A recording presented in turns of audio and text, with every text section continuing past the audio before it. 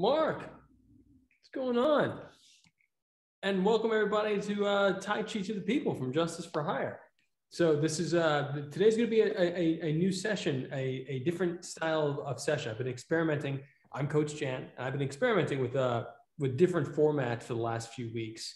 Last week we put out we had a Shang-Chi special in honor of the film, and I put out on my Tai Chi channel, but also now just a few minutes ago on the Justice for Hire Instagram, the breakdown of the top 5 Tai Chi moves in Shang-Chi. So really cool stuff. I highly recommend checking it out. And this past weekend, before I get to that, Justice for Hire is a cinematic universe that anybody and everybody can join. It's a show that we're producing together. You can join the cast from justiceforhire.app right now, right from our app. And every week we have Tai Chi to the People that we train together on Zoom. And you can donate. It's all free, but if you would like to donate, we always have a cause of the week or a noble cause, charity, etc., that you can donate to. So it's at No Kids Hungry on Instagram. You can donate directly to them, or you can go to nokidshungry.org, which is their website, and all donations going to them. So that said, this past weekend I had a Tai Chi experience, a experimental class at Shaolin American Self-Defense Systems. And it's always interesting because I invited some folks from Instagram that I had never met before that are in the Tai Chi community. If you are watching this video and you're in the Tai Chi community, I love and appreciate you.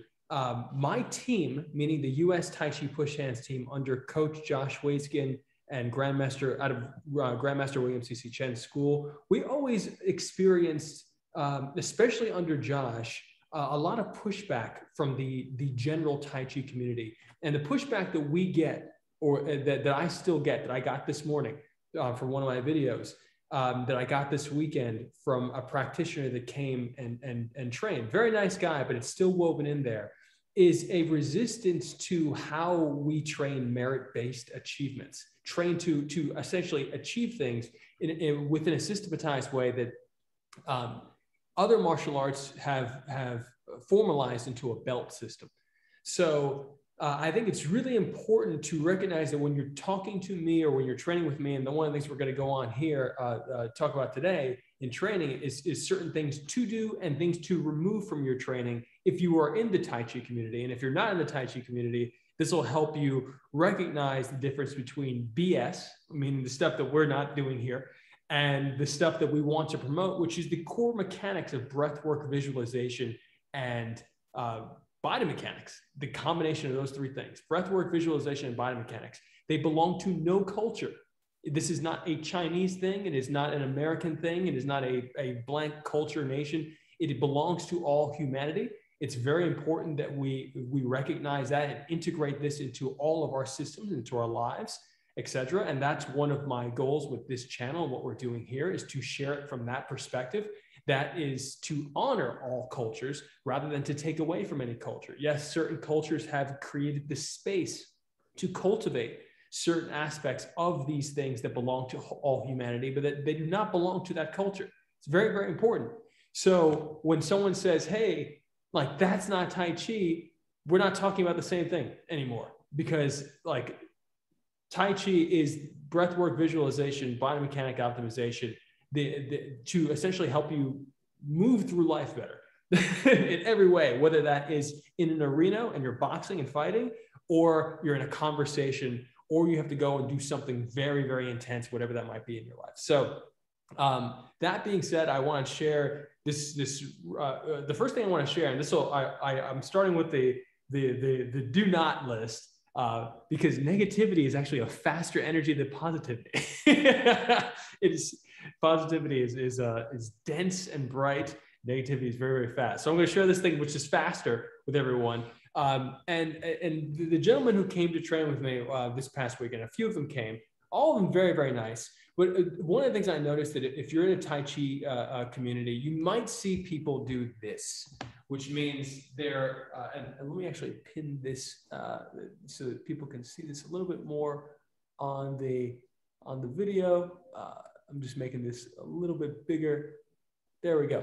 So one of the things you want to be super cautious of if you are a Tai Chi practitioner, and if you see someone doing this, I highly recommend target them and take them out. as soon as possible, is that after they get pushed, if they're doing push hands, they jump back and they might even stomp the ground.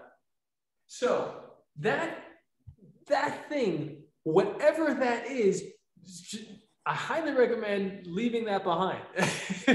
So one of the things you're doing is that if you're getting your balance disrupted, that's okay. That means you have work to do in your structure, in your core structure. We all have work to do in our core structure. And it takes time to get good at it. And if you don't keep practicing, you might not be as good as you used to be. That's the same thing with anything.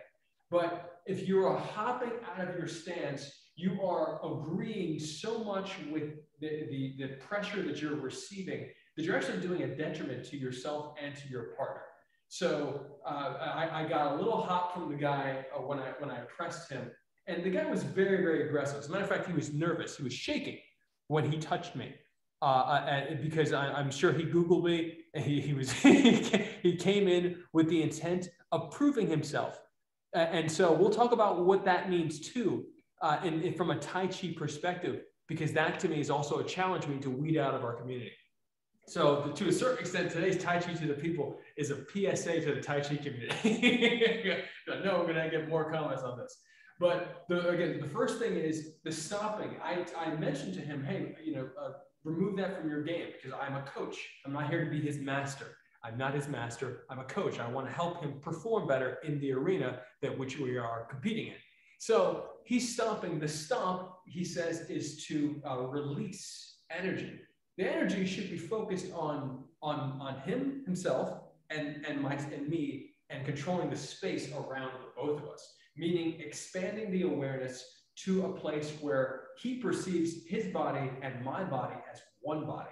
That's where the focus needs to go. It doesn't need to go into stomping the ground and getting yourself into whatever that is. I've seen that across the board. And I will say that as a competitor, I might go, and you might consider that the equivalent.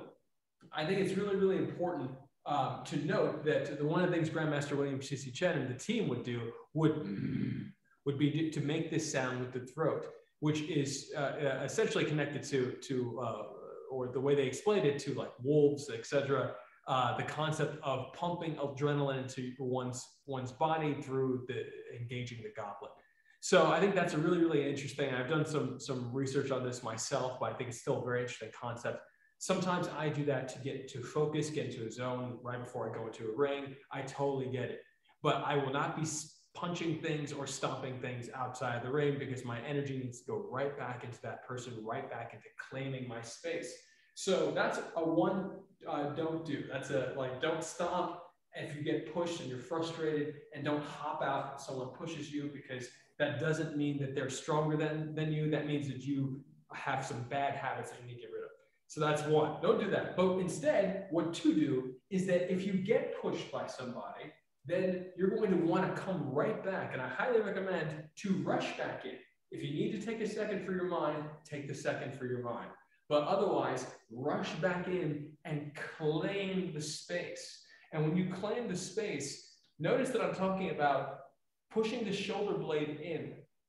This is very particular. This is for competitive push hands, whether you're doing freestyle grappling competitive push hands, meaning moving step, or you're doing fixed step, or if you're in America and you do restricted step, which is, has the in between, we'll say that. But whatever one you're doing, push the shoulder blade in, drop the tailbone, and drop the hip into the lead leg's groin, meaning this right here. If you have one hand wrist to wrist with your partner, which is very similar to competitive push hands, which is a tenet of that, and one hand on the elbow oftentimes. If you play Taiwanese style, you may have one hand down, which is actually kind of cool because it launches up to do pushes and blasts. But you may start right here, which is very common. A lot of times you'll have people doing this kind of back and forth. If you do the back and forth, I'm going to give you this really important note. If you do, the back and forth is actually for the judges, and it's for the concept of balance. It's not actually for balance. It's not actually to help anybody. As a matter of fact, it will hurt your game if you allow people if you allow someone to push you off of this route. So in other words, your lead leg. So even if the coach or the judge, and I'll probably get pressed on this for this note as well. If a judge is telling you to go back, feign it as much as possible. Do not take pressure off of this front leg. So make believe you're taking the pressure off.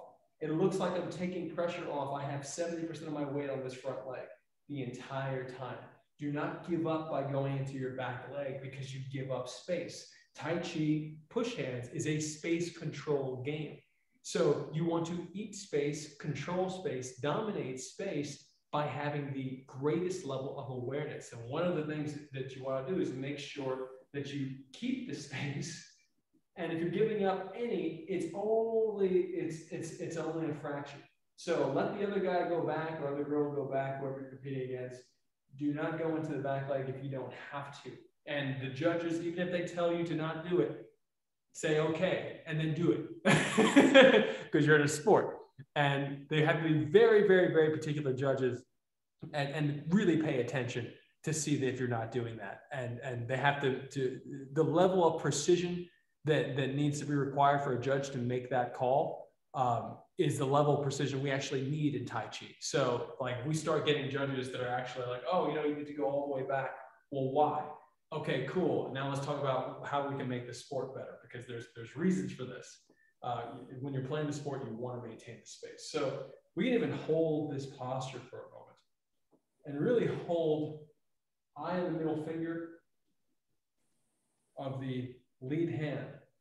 My middle finger is as high as my nose. 70% of my weight is forward. My lead leg. My stance, go a little bit lower. Notice that my stance is collapsing inward. It's like a pyramid. So the structure is going in on itself. From this screen right now, it kind of looks like I'm doing a Wing Chun stance. I am not. I'm actually very much closer to a boxing stance. So the only difference is I don't have my back heel up. I have my back heel down, anchored into the ground. My back knee is falling downward, meaning it's so relaxed. The hip and the knee are so relaxed that they fall straight down.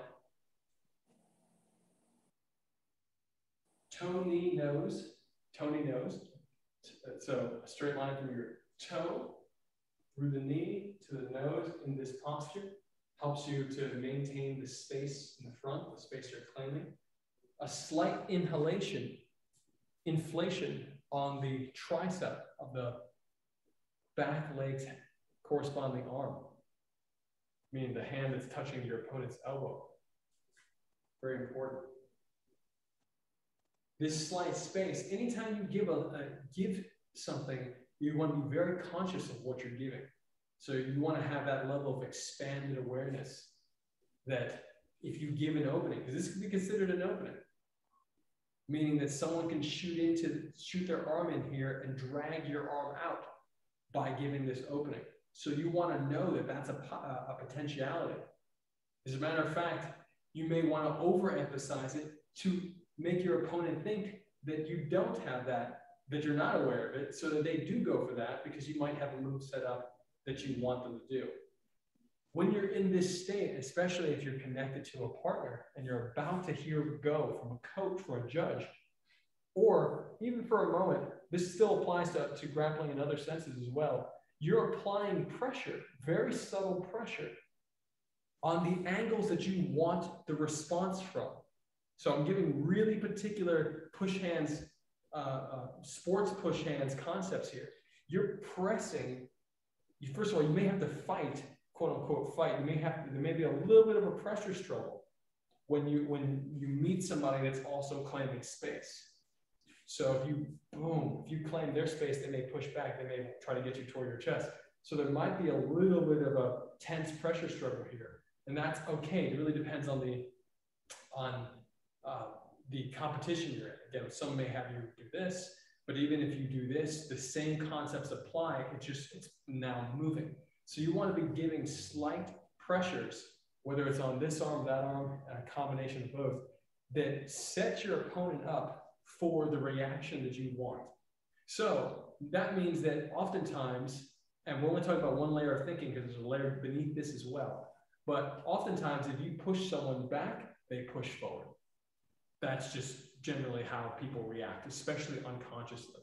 So you start to test someone's unconscious reactions by these little slight movements and pressure.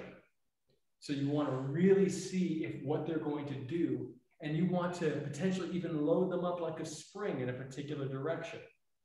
And then when you hear go, oftentimes they will push in that exact direction.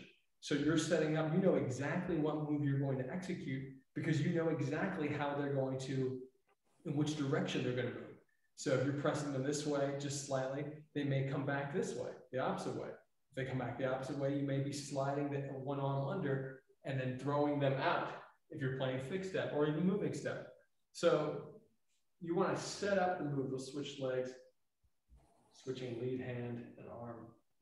Remember, straight line from the toe to the knee to the nose. Toe, knee, nose, as Grandmaster Chen says. This back hip relaxes into the lead groin. So it just melts in. As it melts in, the knee drops down. As the knee drops down, you'll feel extra pressure on the ball of the back foot. So you want to emphasize and soften it even more in the ankle. Because when you feel the pressure on the ball of the back foot, that's great. But remember that the anchor of the foot is the heel. So you have the ball of the foot pressing into the ground, and then you soften the heel even more. So now you have that heel anchored, the ball of the foot into the ground, and then focus shifts right back to the front leg with 70% of the weight there. So that means that even the weight, the leg that has less weight is firmly anchored into the ground, meaning that you have lots of options. Slight inflation of the triceps. Special attention on the middle finger of each hand, of course. This style of push hands, the way we play, has a deep emphasis on the index, middle finger, and thumb. I've been toying with the emphasis on the pinky, which does happen at times. I've definitely played, and Mark is on here right now, and I have had discussions about the integration of the pinky, which is being more emphasized currently as of summer 2021 with William C.C. Chen's current thinking. He's always elevating his thinking in terms of Tai Chi.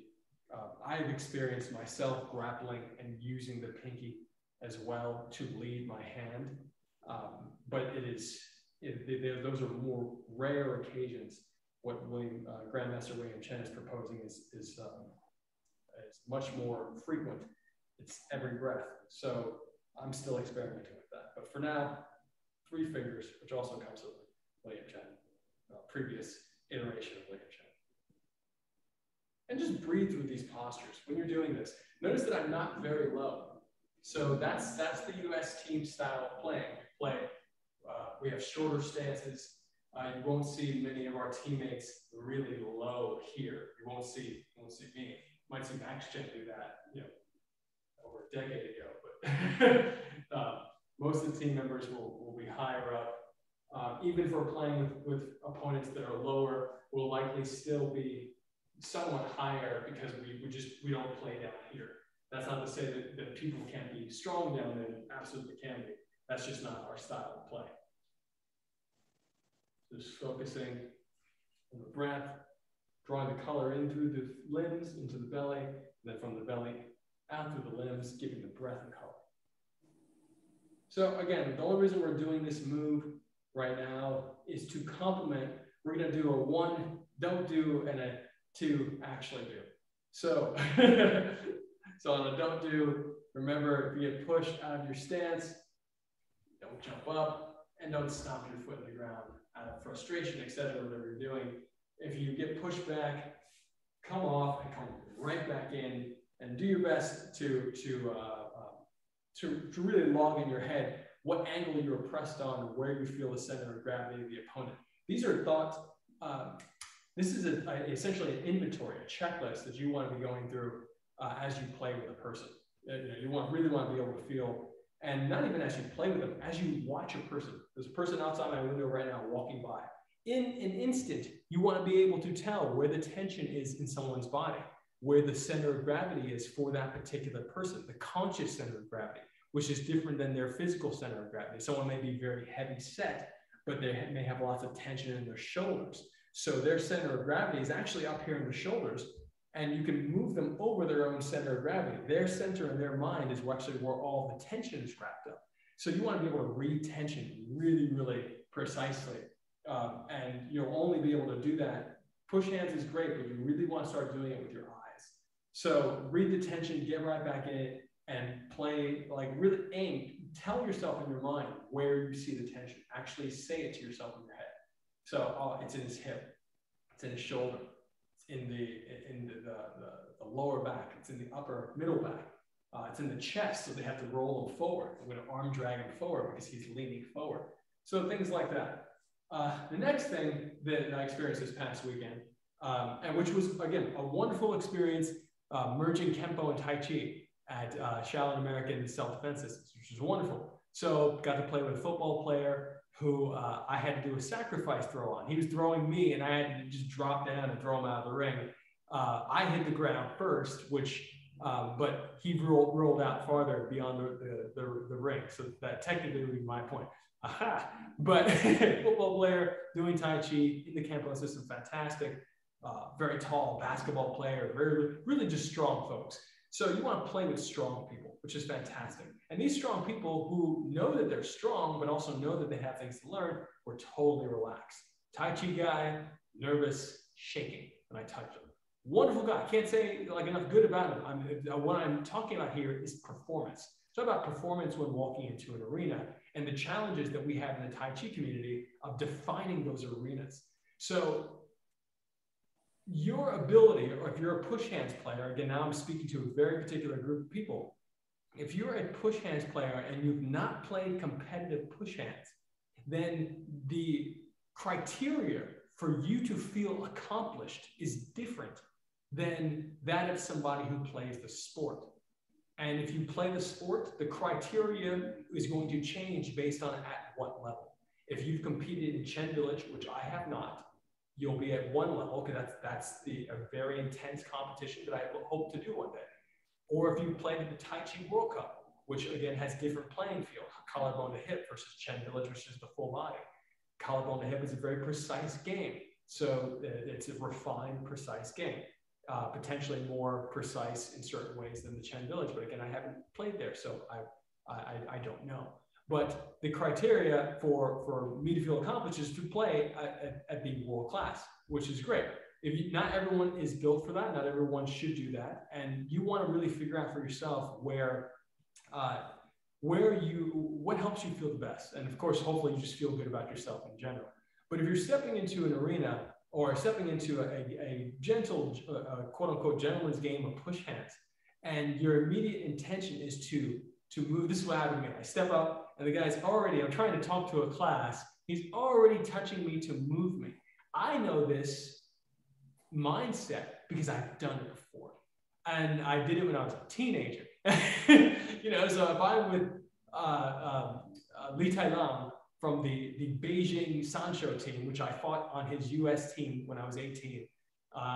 And I'm like, he's showing me a move and I'm trying out little Tai Chi moves that my master taught me, my Sifu taught me on him. And he's looking at me like I'm crazy, but I got him. That's cool because it gave me a little bit of confidence in my Tai Chi. Awesome. I wanted that confidence. Fine. But it's really important to differentiate. And I think I would have told myself this at 18 because I know it now, to differentiate between the sports setting and the casual player. So casually playing, sure, like, yeah, let's play fixed step with non-defined lines on the ground, and let's see who can make each other move. Sure. So, but now we're talking about a lot of different things. And like when I played these gentlemen's games in the last few months, this summer in Chinatown, New York, this past weekend in California, the one thing that I noticed that most players are missing is endurance. And the endurance to, one, calm yourself to allow your opponent to have the time to place themselves, but then to actually like have the endurance to keep playing. And I don't mean the endurance of I'm more physically fit than you, the mental endurance to stay calm. So I think it's really, really important. I get it if you're going into a new setting, someone's shaking, etc. I've done that. That happens to me when I go on stage sometimes. That totally happens. But I think it's really important to define what the rules are, especially for me as a coach and if I'm leading a class, and for you, if somebody who's coming into a class with a particular teacher, really figure out what the merit-based achievements are. Like, what are you attempting to achieve in a class? The Tai Chi, and this is where we're going into this is more of a fuzzy don't do. It's tough when you have communities of people who believe that they're very strong, and they are. Tai Chi people are very, very strong, but believe they're strong because of sensitivity. So the sensitivity is so subjective that it's tough to clarify the objective goals. And so if the objective goal is simply to make someone's foot move, okay, well, but when does that stop? And so now you have to, versus the sport version of push hands, which is really precisely done. So sport push hands is the second you lift the foot, point goes to somebody else. So really, really important to clarify the difference between sport and general practice. And if you're looking to have a sense of achievement from general casual practice, which is totally fine, it's important to still honor what it means to do the sport. And there's a lot of people who are not aware of the sport, and two, when they become aware of it, it is so contrary to their current perspective of what Tai Chi is that they immediately denounce the sport. And that is one of the biggest challenges in the Tai Chi community today, is that you have a bunch of folks who don't even know that there is a Tai Chi World Cup, because the US doesn't necessarily get all the information when it comes to taking these esoteric ideas and applying them in very practical ways. So I just highly recommend to allow yourself the ability to do both, to play casually, but also to recognize that there is a merit-based system of building your skill set as a Tai Chi practitioner.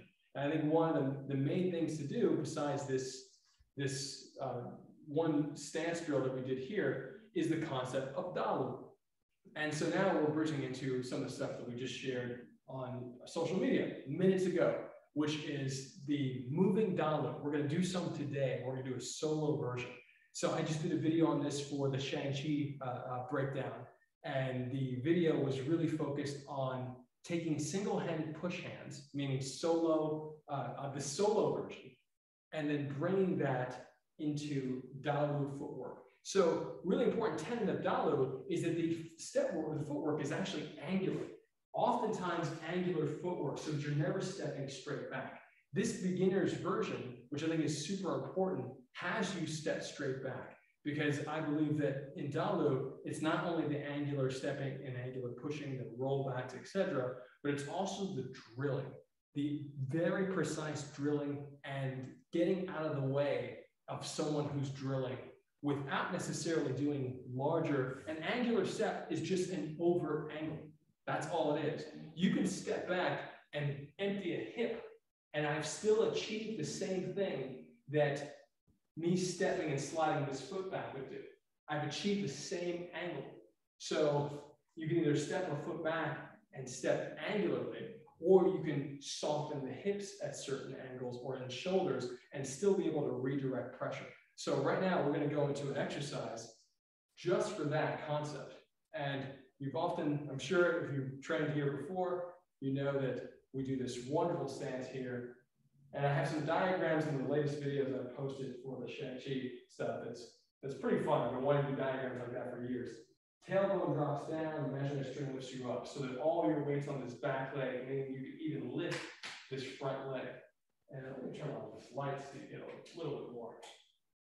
Hopefully that's better. It's getting darker, but the season changed. So you should be able to lift this leg completely. The back is flat, imaginary string.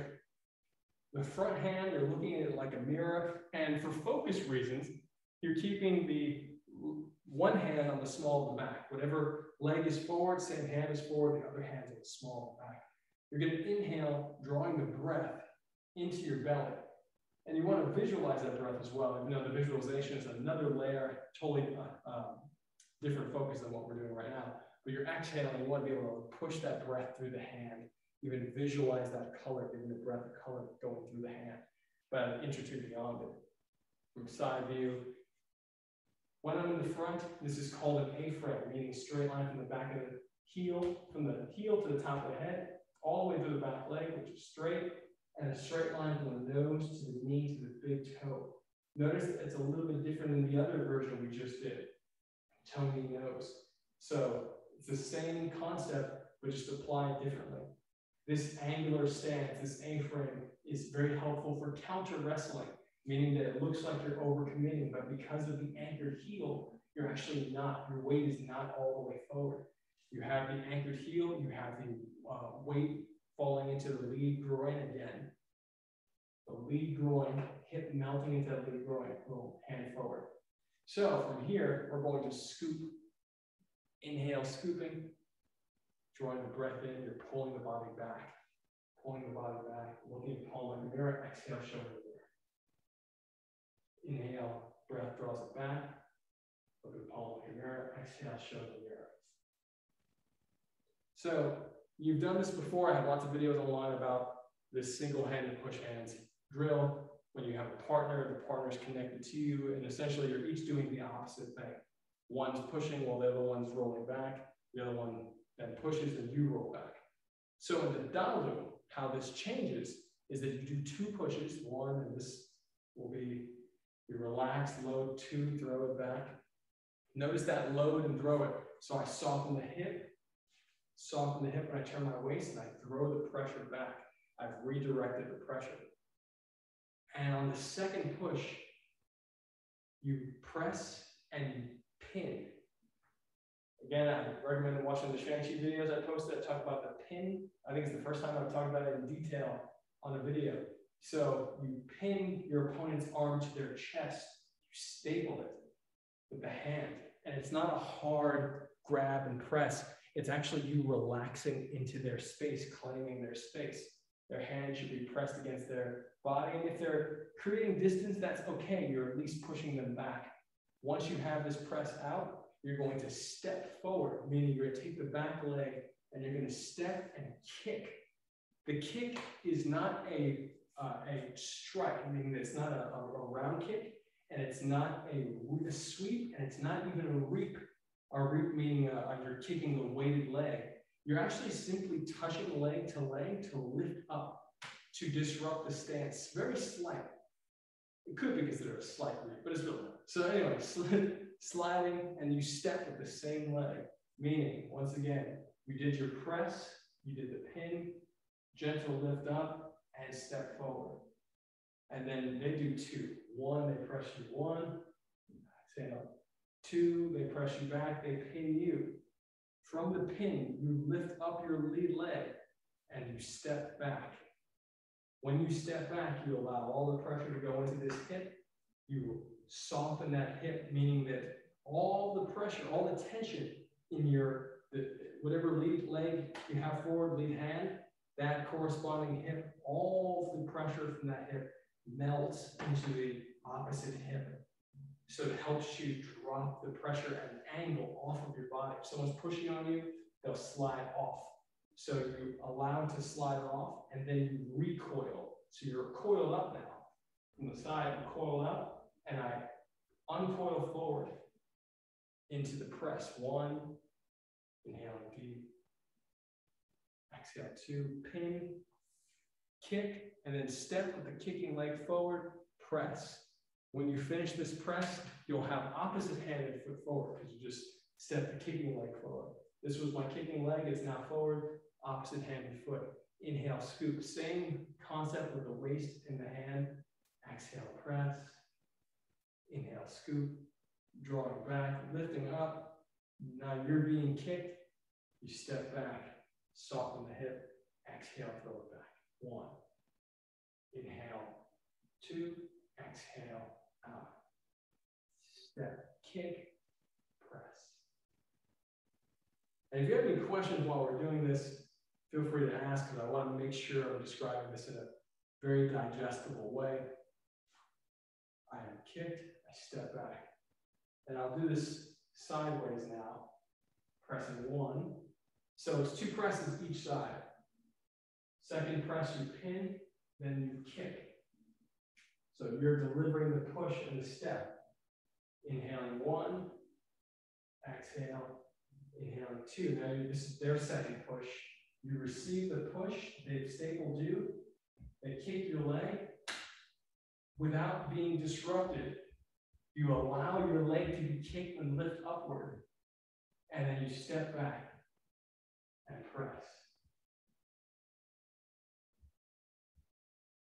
Fun story on this concept right here, the kick. When I was 18, also again, before I got recruited onto Lee Tai Lang's US Sancho fighting team, and Sancho is boxing, kickboxing, Mongolian wrestling. Before I got recruited on there, which my recruitment, quote unquote, is actually I won my spot. I had to train and fight in the tournament, and I got through the whole tournament and got first place in my weight class, 165 pounds, and was put on a team. But while my buddy was training me for the team, I was practicing these exercises called Dalu with my father and my Sifu in New York, our Wu-style Tai Chi Sifu. So with Dalu, you get kicked and you allow the leg to slide up with the kick. So it's a slow pressure, but you're training the sensitivity in your legs so that you're not resistant to the pressure of someone kicking you very hard. Oftentimes, especially now, you can check it out on YouTube, you'll see MMA fighters kicking each other and their legs break in the middle of the kick. They step back onto a broken leg and they fall down. It is horrifying to watch. It always freaks me out. It gives me chills. Anyway, so I remember getting kicked by my buddy, who is a Muay Thai international champion. Really, he was much younger then, but a great guy. And he kicks me super hard, and my leg just goes up as if, moving with the wind. And his whole body flips and he hits the mat. And he just jumps up, looks at me, he's like, "What was that?" I'm like, "Just Dalu." He's like, "Huh." It was a funny moment, but it's amazing to feel the flexibility and the sensitivity that this trains. And I am not the most flexible person by any means. So this is just so important for you to be training yourself to allow pressure to move the limb, the leg especially. Because then when kicks come, when pressure comes on the leg, you can really just move yourself right back in. It's okay if someone wants to do it. You just step where you're safe, and then you go for the dominant posture and position. So while we're doing this, let's switch legs, keeping that in mind. So now I have my left hand, left foot forward. My back foot is, my toes are facing forward. So you can also do it with your back foot 45 degrees, which is easier, meaning that you'll build less strength in the legs, which is fine, as long as you do it. But if you want the harder version, keep both toes facing forward, feet parallel. The feet are about as wide as your shoulders. And remember, you should be able to lift this back leg or the front leg up. That's how much pressure is on the back leg. Same hand, same foot forward. One hand on the small of the back. Imaginary straight lifts you up. Eye looking at the palm like a mirror or the middle finger. And exhale, show the mirror. When you exhale, notice that the elbow is down. This is part of the pinning posture. If your elbow is up, that would be very different. So you keep the elbow down, so that wherever your opponent moves, you can pin their arm to their body. Sliding forward, scoop, inhaling 1. And then press number 2 and pin. Step with the back leg forward and kick, you lift up. It's a very gentle lift. Just a very gentle lift up. If you got that lift in a fight or whatever sparring you might do, that lift will just help you to turn the opponent the other way where they can't step, and then you got a nice little throw. So you lift up, you step, and then inhale back 1, exhale press, and then they press you 2, and then they kick. So your lead leg goes up, you step back, and then you soften the hip. throw it back. Inhale, 1. Exhale, press number 2, pin. Step, kick the back leg, I'll do it from the side, step, kick the back leg forward, and then continue pressure. So I got a comment this morning from a Tai Chi purist saying that I was not equipped to teach Tai Chi. Real fun. And so, but he was commenting on this, what I call beginner's Dalu, essentially not necessarily having an angular stepping. So that's called a big rollback, and a big rollback can be considered this big rollback. So the Tai Chi that I do, yes, sometimes, very rarely, we'll do these big rollbacks, but very, very rare. The circles are very tight, intentionally tight, which is why we're very good at counter wrestling. So we're playing here. This, again, this exercise is really meant to help a beginner who's never done Dalu before. I know lots of expert Tai Chi players who have never been taught Dalu. So, and there are many translations for Dalu, the Great Reprise, big rollback. There's lots of different translations for Dalu. And spellings, T-A-L-U, 2 words, or D-A-L-U, 2 words, or D-A-L-U, 1 word. But here, again, the simplest push hands is single-handed push hands, and the simplest way to get someone walking is to just add a kick. Step forward, inhale, 1, back, 2, they kick you allow it, let the pressure in the hips and throw it back, 1, and 2.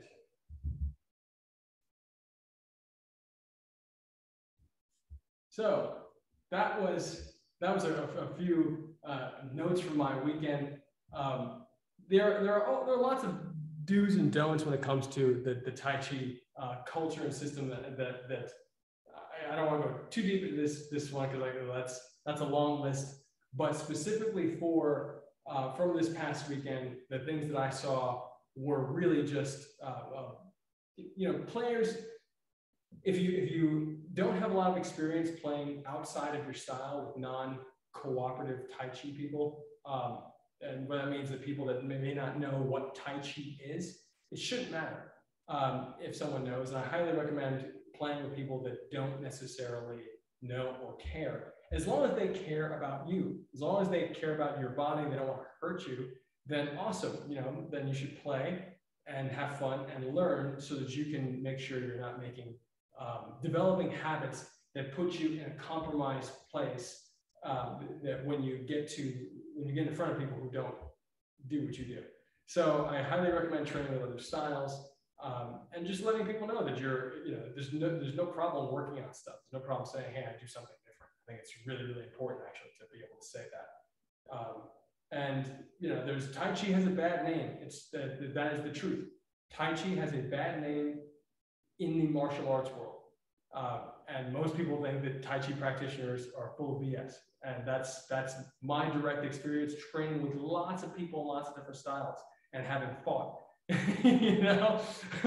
So, and I love Tai Chi, and it's my #1 base family style. So it's a really big deal. I'm just sitting here and hugging the tree while I talk about this. And you guys can join me if you'd like. But I say that because I really do want Tai Chi to have more respect around the world, and so that people can recognize the value within the system for whatever they do.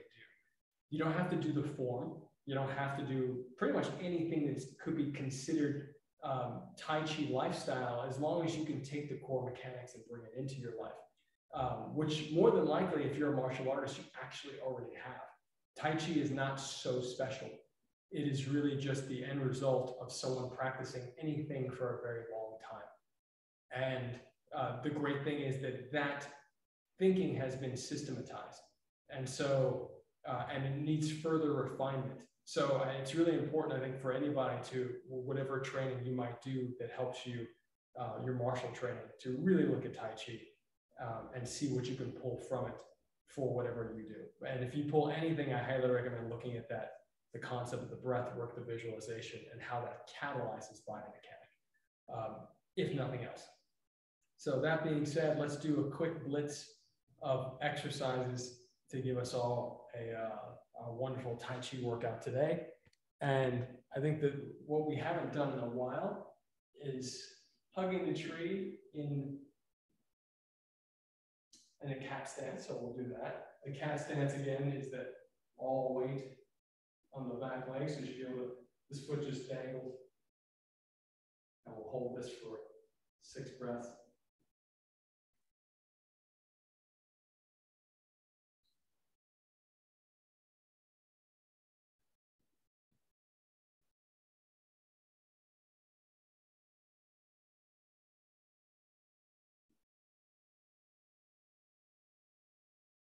And switching legs.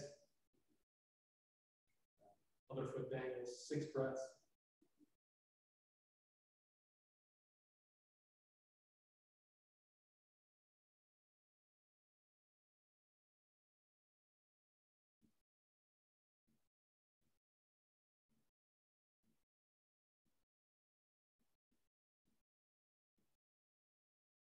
And switching legs. And let's go out and hold this posture.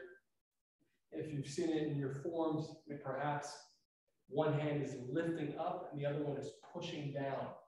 This is actually flipping a body. You're turning someone, flipping them. It's a throw. Boom. So this is a very classic posture. It's also a phenomenal throw. Do it on my 6-year-old son all the time. One hand up. You can have the leg as far out as you want. It's actually even on the Shang-Chi movie poster. What do you know? More brand integration. Shoulder blade forward rather than up. So the shoulder, rather than going up, goes forward. The hand goes up. The shoulder stays relaxed.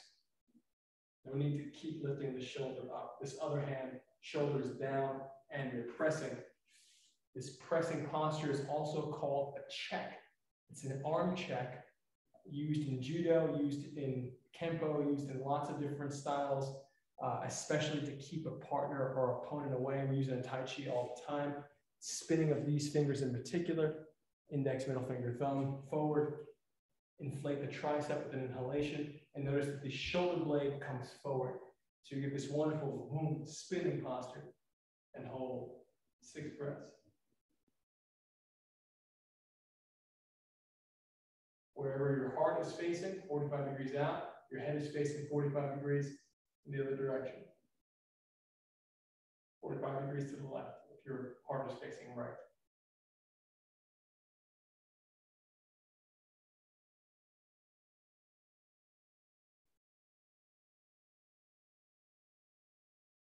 And then switching sides, pressing down with 1, flipping up with 2.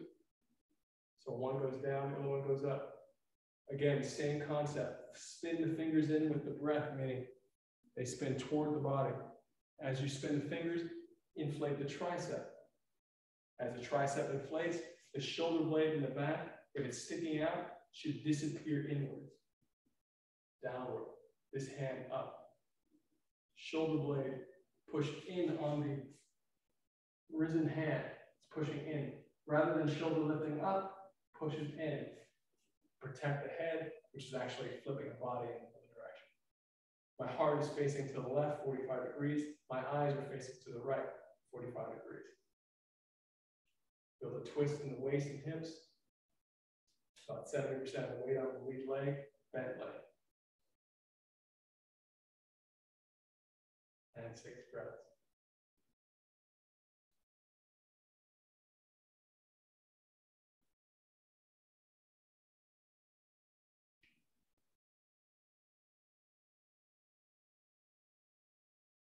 Next posture, single whip with the hand, single whip to the throat. This is from my Shang-Chi video earlier this week, but I got a note from the head of the Swajiaos Federation, who I have trained with, who enjoyed the video, who gave me notes on the video specifically about single whip to the throat. He said if you're doing single whip on the throat or the face, he recommends pinching these fingers together, a very focused squeeze on the throat, not on the index, but on the middle finger and thumb for the posture. So you have the single whip hand here. Here's your single whip crane fist, which you catch a wrist and you go up. Gentle catching of a wrist. Let me give you a little bit more. Catch the wrist, gentle hold here, and boom, holding up. So someone throws a strike, a hook, you're stopping the hand and you're holding the throat.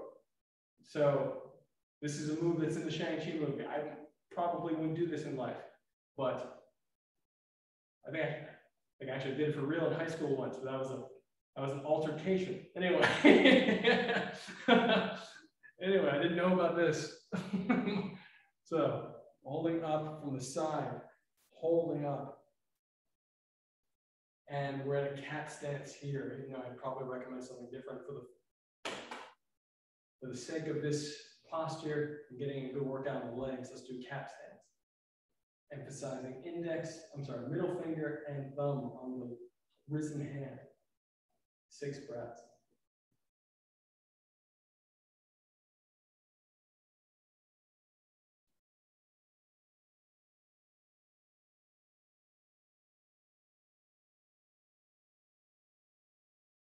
And switching, gentle grab, crane fist, other hand coming up. Boom. Notice that the hip goes up. The hip goes up with the lifting of the hand. This is going around the throat. This finger is pointing, controlling the direction of the head, the index finger. The index on the middle finger and the thumb are pinching the throat. So boom, pinching the throat. The rest of the fingers follow the thumb and the middle finger. So these fingers are the hold, this finger is the direction, which is actually very similar to judo. Mike Swain, judo Olympian, gave me some wonderful notes during a seminar of holding the gi in a very similar fashion. He holds the gi, the lapels here, pulls up as if he's pointing guns up. These fingers are for the hold in his style of grip. So very similar. This is Swai Jiao. Boom, here, capturing out, and boom, hip, feel the hip power, the waist following, whipping forward and up, and holding 6 breaths.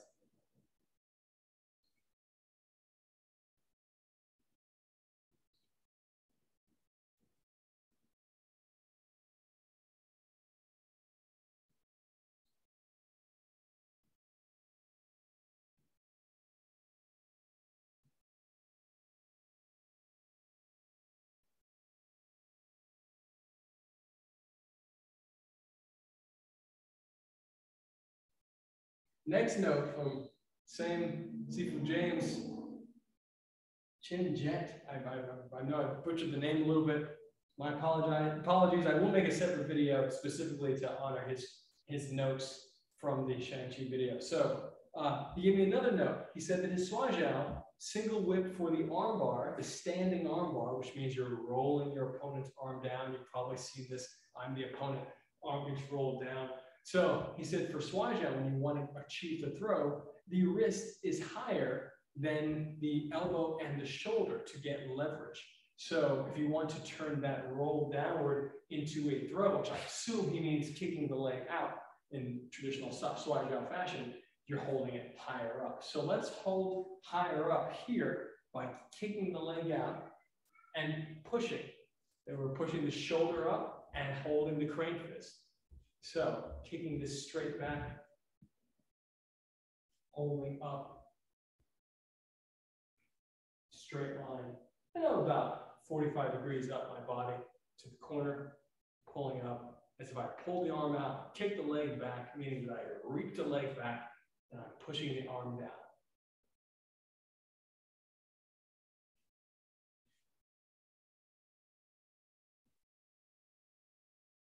And notice that I'm still in single whip posture.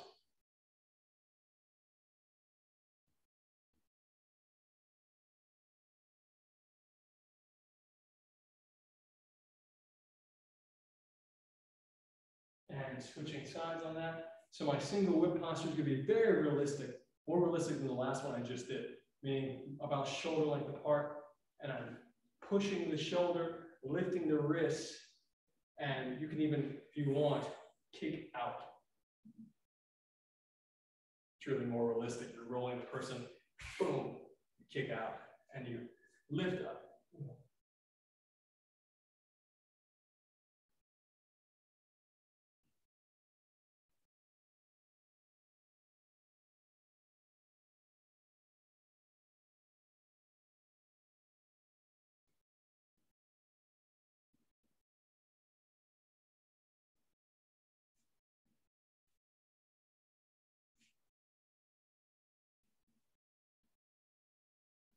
Yeah, deep.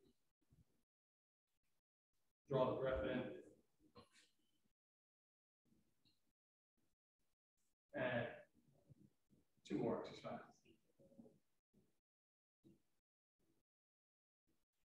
This is golden rooster.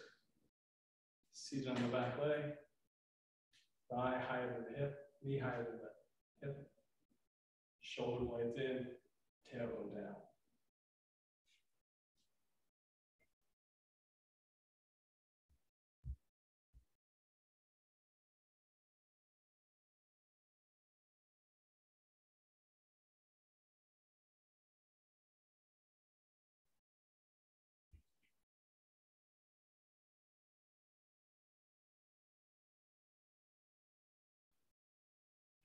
And switch.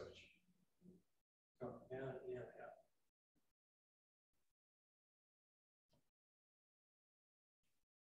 So I have pants where it makes it a little tough to get this knee up. I sink a little lower, lift a little higher.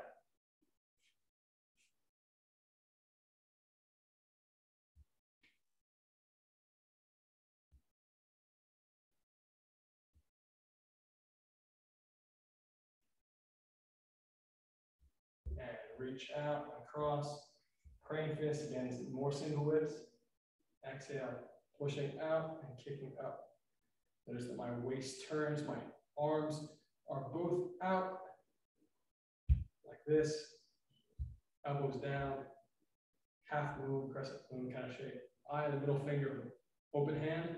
Big toe pointing to the middle finger of the open hand. 6 breaths.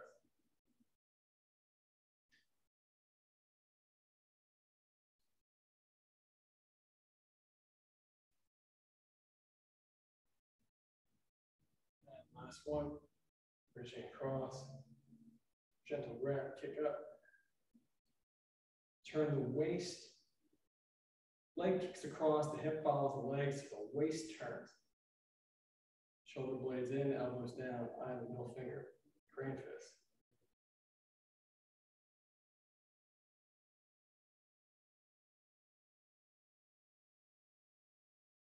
Big toe points to the middle finger of the open palm.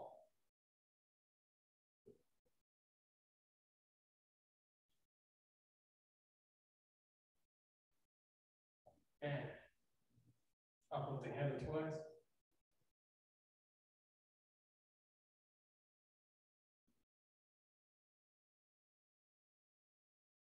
Feet 2 fists apart. Grasping the toes. Fingers to the back. Chest up, hips forward, weight on the toes. Exhale, butt back, fingers forward. Soften the knees. Inhale it up. Fingers back. Chest up, hips forward, weight on the toes. Exhale, butt back, fingers forward. Soften the knees. Inhale it up. Fingers to the back wall. Chest up, hips forward, weight on the toes. Exhale, butt back, fingers forward. Inhale again. Exhale, wash the color down the leg. And hold, toe, big breath in. Exhale, pull yourself a little deeper. And inhaling up. Switch legs, right leg to the belly. Exhale, pushing the leg down the leg, breath down the leg, and hold the toes. Inhale deep. Exhale, pull yourself deeper. Inhaling up, switch legs, 45 degrees. Exhale, pushing down. Hold the toe. Inhale deep. Exhale, pull yourself in deeper. Inhaling up, switch legs. 45 degrees. Exhale, pushing out. Hold the toe. Inhale deep. Exhale, pushing in, pulling in deeper. Inhale. Switch legs 90 degrees. Hold. Inhale deep. Exhale, pulling in deeper. Inhale. Switch legs. Exhaling down. Hold. Inhale deep. Exhale, pulling deeper. Inhaling up above the head, onto the toes. Exhale down the legs. Inhaling up, twist to the right. Exhale down the leg. Inhaling up, turn to the left. Exhaling down the leg. Inhaling up over the head. Exhaling down. Good job. Up the inside of the leg. And awesome. Switch up the inside. Over the shoulder. Switch on the back. Slapping, not dropping. Slapping to this form. Inhaling out, just the fingers. Down. 3 more. 2 more. 1 more. Rub the hands together. Around the chest. Exhale, pushing the color through the hands into the lungs, to the muscle, tapping around pectoral major, pressure points, massaging deeper into the muscle, into the lymph nodes, and floating rib up. Again, other side. On the floating ribs, very gentle. Crane fist going into the rib, just beneath the ribs.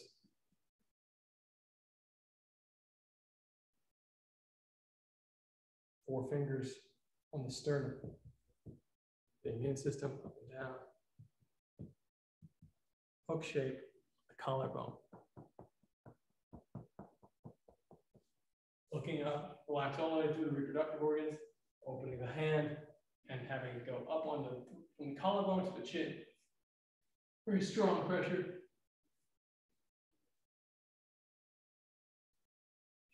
Back of the neck, counterpoint.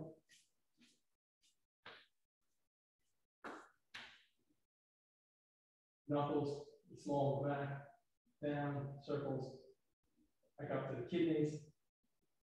And then reverse the circles, going down, all the way to the lower back, coming back up to the kidneys.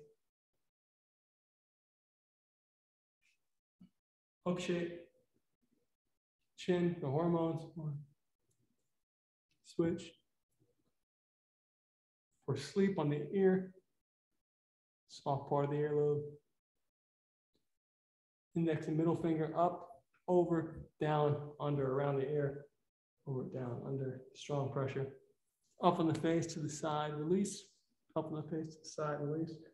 Fingers to the scalp, front to back, back to front. Front to back, back to front. And massaging. Front to back, back to front, slapping. Front to back, back to front. Gentle banging, front to back, back to front. Grab the scalp, knead it like dough. Other one. Other one. Other one. And reverse it. Another patch. Big circles. Another patch. Another patch. 4 fingers at the top of the forehead. And reverse it. Making circles on the temples. And reverse it. That football player I was talking about, we cracked skulls. Really tough. So I've had a little, I don't bruise very easily, but it's definitely there. Massage. And reverse it. Nails in the groove between the eyeball and the bone, tapping around.